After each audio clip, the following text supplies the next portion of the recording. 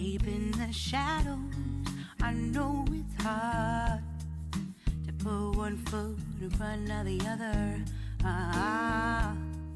Hi everyone, welcome to the channel. My name is CeeChronicles and I post fragrance related content on this platform. So if you're new guys, please consider subscribing and joining this family. It helps with the growth of the channel. Also remember to hit the share and like button, and please do not skip through ads. I have put together all my Arabiyat fragrances so as to clue you up, if you are looking at purchasing fragrances from the house of Arabiyat and you don't know where to start. I'm going to give you a mental shortcut so you know what the fragrance draws inspiration from, if it is a clone, and what I think of it. So this is Hypnotic Vanilla of their Prestige line. This is basically a white and yellow floral. It's mostly the yellow floral that is very, very prominent in this, which is that ylang. It's got salty accents as well as an aquatic feel of what you could perceive as watermelon is what you're going to get from this, and it also has a zesty citrus feel. This draws inspiration from that Jean Paul Gaultier's Divine, and it is at par if you ask me. I find that this one is certainly one-on-one with that Jean Paul Gaultier Divine. So if you're looking for that fragrance, you're probably going to like Hypnotic Vanilla from the house of Arabiyat. However, that DNA, that divine DNA, to my nose, has got something in there that's a little bit nauseating. So if you haven't tried it, you may want to test it first before you go full on. And you can purchase some of these fragrances in decant form from Hygie Scent if you're not sure. And then we have Hypnotic Oud. Hypnotic Oud is a By the Fireplace clone. It's not as smoky to my nose as By the Fireplace, but it's certainly a good alternative to that fragrance. Smoky, oudy, woody, vanillin is what you're going to get from Hypnotic Oud. So I have placed them according to how they are bottled so that we don't miss any one. And I have all the lines except a few. And then we have Hypnotic Amber, guys. This one keeps changing. It's quite sweet and very aromatic, green, patchouli forward. This, I think they were going for the Hasivat. Okay, why I did not connect Hypnotic Amber with Hasivat is because this one is not as polarizing as Hasivat, but if you purchase this, you will get that unmistakable feel of Hasivat in this, from Nishani. So Hypnotic Amber to my nose smells a lot like Hasivat. You can purchase it if you like that Hasivat DNA. I do hope we are able to finish this without me breaking anything. And then they did introduce this Ishatar line, and Ishatar has 3. If there's going to be an extension, obviously we're going to update the video. There is Roses Vanilla, all right, and this is inspired by Mansera's Roses Vanille. However, this takes a Middle Eastern twist in the sense that it has some heavy spices that are used in there, which is a pretty heavy cinnamon and brown spices, just to cut to the chase. So it becomes, yes, a roses and vanilla mix, but leaning more closer to that Ajwad by Latafa than the actual Roses Vanilla. So this is going to be a twist to my nose, but if you love that Mansera's Roses Vanilla DNA, you are certainly going to love Ishatar Roses Vanilla. So we're going to put it there because it's taller. And then again in the Ishatar line, we have this Amber Vanilla. This is a Mansera Instant Crush clone. It's going to give you a sweet vanilla, some sandalwood, some other woods as well. It's also going to have a fizzy ginger there and other spices. So this is a better vanilla to my nose. Say you went into a shop and you see, that Roses Vanilla and you see Amber Vanilla, and you're wondering which one to purchase. This one is an Instant Crush clone. It's more sweeter and the spices are gentle in that one. And then the last of the Ishatars is going to be Citrus Oud, a fragrance that draws inspiration from that Mansera. Well, now that I say this, I think this is cloning these are cloning the Mansera fragrances. I hadn't actually connected that. I'm only figuring it out now. Citrus Oud is a clone of Sadorat Boise from the house of Mansera as well. A very citrusy forward fragrance. Some people compare this one to Creed Aventus as well because it's quite citrusy, just like what you would get from Creed Aventus. All right. now when it comes to the house of Arabiyat, for some that are not just here for the clones, let me show you a few that are not clones. They do have this one, Lady Glamour. This one kind of vibes like Olympia to my nose, but it's a twist. Okay, it's quite an intense floral there. That is what you're going to get from Lady Glamour, and this is a standalone. I'm just giving you that Olympia example so that you have a mental shortcut.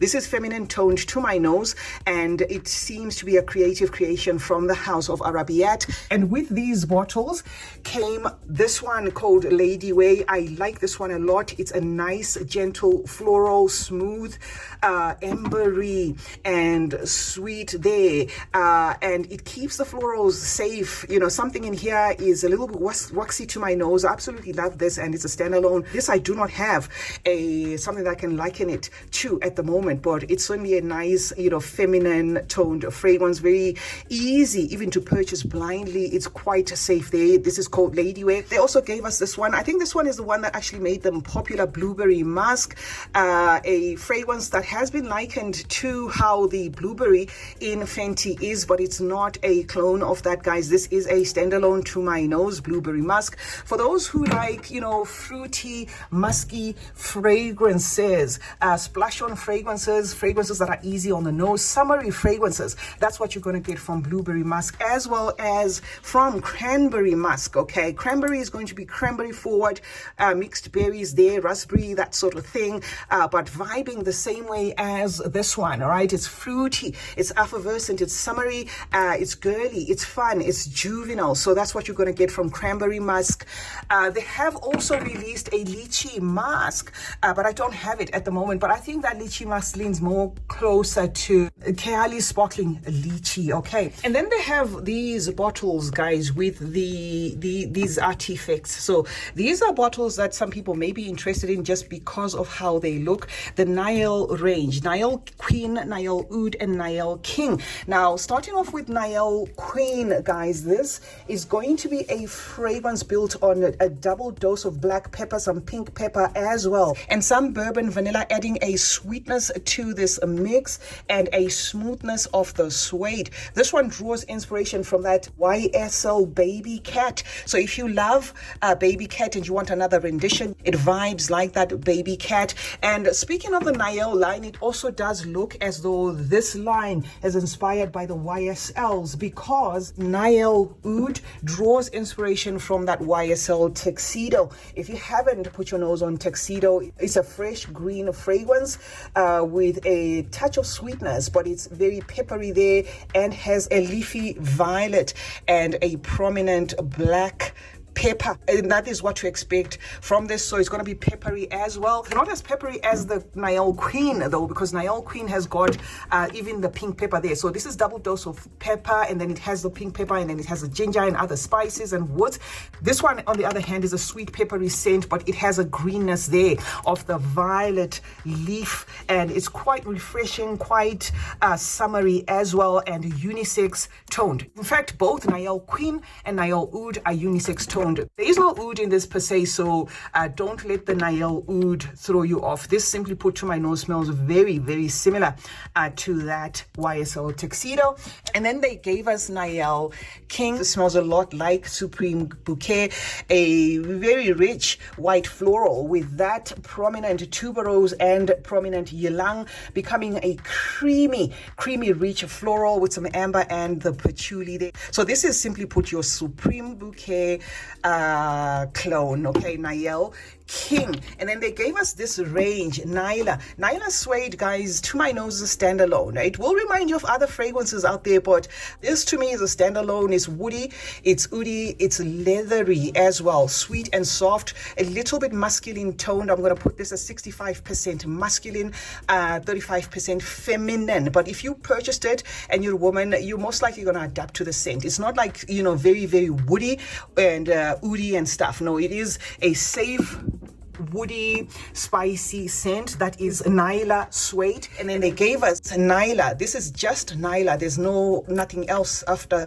Nyla. This one smells a lot like Yara, okay? But it has also been likened to a Paco Rabanne. I'm going to put the Paco Rabanne there, but I get mostly something that smells like Yara here, a maybe more sweetened Yara, if you will. So mental shortcut, that's what's going to help than maybe to liken it to something else. So that is Nyla. And then they gave us Nyla Vanille. This, simply put, is another take on that Bianco Latte. So if you're into milky, creamy fragrances, lactonic fragrances, if you're into caramel forward fragrances, you're going to love this one. If you're into gourmand fragrances, you're going to love it as well. Okay. Next up, we have this one. I spoke about it the other day, Bedour. Bedour draws inspiration from that PDM Valaya. So if you're looking for a Valaya smell alike, you can purchase this one. Bedour also has a Bedour Extrait, a purple one. That one draws inspiration from Oriana. Okay, so there's just 2 in this range. If there's more, I will obviously update. You know, I'm talking about the ones that I have. I have this line, guys, Aoriz. L'Absolute is my most favorite from the Aoriz line because it smells a lot like BDK's Velvet Tonka, a fragrance that was cloned as well by Swiss Arabian in that Shachaf Tonka of theirs. So this is a very sweet fragrance to the nose with an almondy tone to it, and of course that Tonka, very, very difficult not to like, guys. It's just a nice fragrance overall. So that's it for Aoriz L'Absolute. And then they gave us Aoriz Intense, a fragrance that smells very similar to Angel's Share, so I'm not going to say much about this one. But they also have another Aoriz that's cream. I'm not sure what that Aoriz is, but there is a cream Aoriz. I'm going to put a picture of it there. That one smells like Vibrato. So Spira's Vibrato. So I do hope that helps. Then they gave us this one. Okay, this one is Nisma. Nisma is, to my nose, a clone to that Yam Pistachio. So if you are still on the hunt for a clone of Yam Pistachio, you can purchase yourself Nisma, a sweet ice cream like scent with that nutty pistachio, some almond, cotton candy and stuff. And the Nisma also came with this one. This one is Rihla, smells a lot to my nose like Scandal by Night to me. Okay, this is just to help you to have a mental shortcut of what these fragrances smell like. Then they have Malikat Al Hab.